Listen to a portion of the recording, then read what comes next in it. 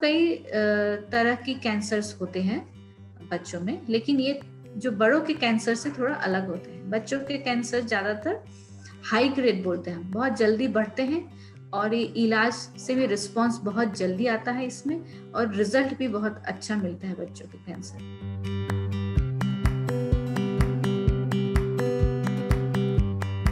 हमारे शरीर में जो जीन्स होते हैं, जीन्स में बदलाव आ सकते हैं। तो ये जीन्स की जो बदलाव होती हैं, इसको हम बोलते हैं जेनेटिक म्यूटेशंस।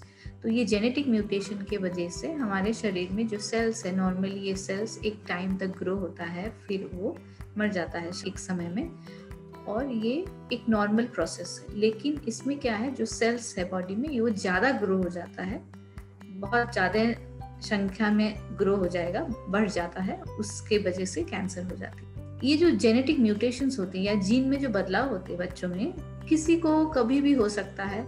ऐसा नहीं कि ये हेरिडिटरी है या जैसे एक फैमिली में ये रन करता है, जैसे किसी को हुआ एक बच्चे को तो दूसरे बच्चे को भी हो सकता है, ऐसा नहीं है। कुछ हमें रेडिएशन एक्सपोजर हम बोलते हैं, जैसे मान लीजिए हमने एक्सरे करवाया हो, स्कैन कराते हैं, ये सब में रेडिएशन थोड़ा एक्सपोजर होता है, लेकिन इससे इतना ज़्यादा रेडिएशन एक्सपोजर नहीं है जिससे के कारण हो सकते हैं। लेकिन अगर रिपीटेडली ये सब चीज़ें हम करते हैं तो उसका भी कभी असर आ सकता है जेनेटिक म्यूटेशन में।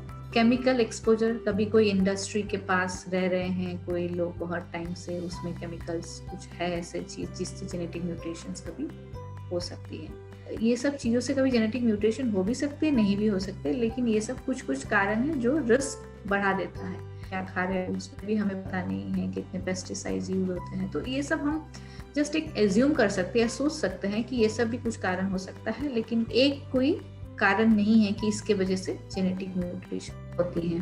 बड़ों में जैसे कैंसर में तंबाकू सेवन हो गया, कोई शराब पीना या मोटापा, ये सबसे बड़ों में कैंसर की चांसेस बढ़ सकती है, लेकिन उसका बच्चों में कोई असर नहीं है क्योंकि बच्चे बहुत छोटे हैं, ये सब चीज़ों से दूर है।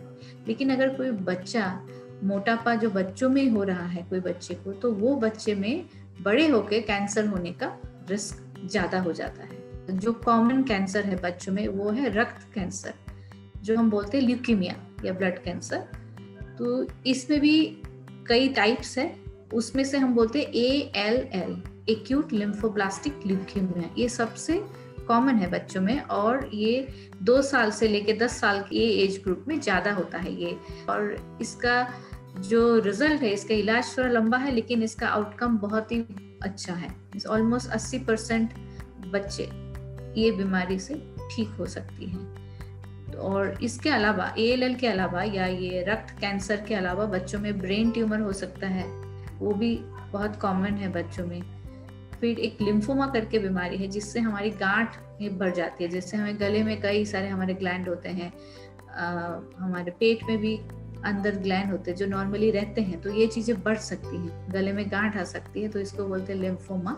ये बीमारी भी बच्चों में कॉमन होती है। फिर किडनी के कैंसर है, छोटे बच्चों में होते हैं, 5 साल के नीचे बच्चों में ये कैंसर ज़्यादा होते हैं, इसको बोलते हैं विल्म्स ट्यूमर। फिर किडनी के ऊपर एक छोटा सा हमारा ग्लैंड होता है, एड्रिनल ग्लैंड, उसके भी कैंसर होते हैं जिसको बोलते हैं न्यूरोब्लास्टोमा। ये न्यूरोब्लास्टोमा 1 साल से नीचे के बच्चों में भी हो सकता है, लेकिन इसके भी रिजल्ट बहुत ही अच्छे हैं। और फिर लिवर में भी कैंसर हो सकता है बच्चों में, उसको बोलते हैं हेपाटोब्लास्टोमा। बहुत छोटे बच्चों में आँख की कैंसर होती है, उसको बोलते हैं रेटिनोब्लास्टोमा। फिर बोन्स में हो सकती है बोन ट्यूमर्स, उसमें 2 टाइप की बोन ट्यूमर्स है, ऑस्टियोसार्कोमा और इविंग सार्कोमा। और फिर हमें कई भी शरीर में किधर भी कुछ ऐसे ट्यूमर बन सकते हैं जिसको बोलते हैं सॉफ्ट टिश्यू सार्कोमास, जैसे मसल से बनती है ये। बच्चों के कैंसर में हम मेनली 3 तरीके का इलाज होता है। मेन जो इलाज है इसको बोलते हैं दवाइयों से इलाज होती है, ये बोलते हैं कीमोथेरेपी बोलते हैं। कुछ कीमोथेरेपी हम मुंह से भी देते हैं, ओरल भी होते हैं, टैबलेट्स भी होते हैं, ज़्यादातर ये नस से दिया जाता है। उसके साथ कभी कभी किसी ट्यूमर में सर्जरी भी लगती है, जैसे पेट की कोई गांठ हो गई हो, किडनी की ट्यूमर हो, लिवर की ट्यूमर है, इसमें सर्जरी भी लगती है। कीमोथेरेपी के साथ साथ ट्यूमर को उधर सर्जरी करके निकाला जाता है। और कभी कभी रेडिएशन थेरेपी, उसकी भी जरूरत हो सकती है। रेडिएशन थेरेपी ज़्यादातर हम ब्रेन ट्यूमर्स में देते हैं, और कुछ ऐसे है कैंसर है जैसे लिम्फोमा हो गया, विल्म्स ट्यूमर हो गया, जो थोड़ा एडवांस स्टेज हो गया है, तो उसमें भी रेडिएशन की जरूरत पड़ती है। लेकिन बच्चों में रेडिएशन की जरूरत कम पड़ती है बड़ों से। ज्यादातर ब्रेन ट्यूमर में रेडिएशन, सर्जरी, कीमोथेरेपी तीनों की जरूरत पड़ती है।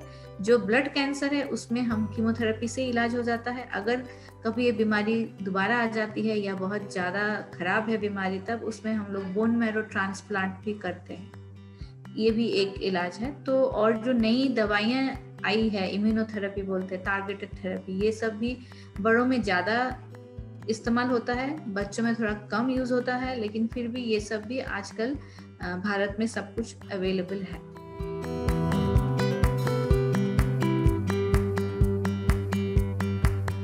Subscribe to our channel and press the bell icon for more videos on cancer care.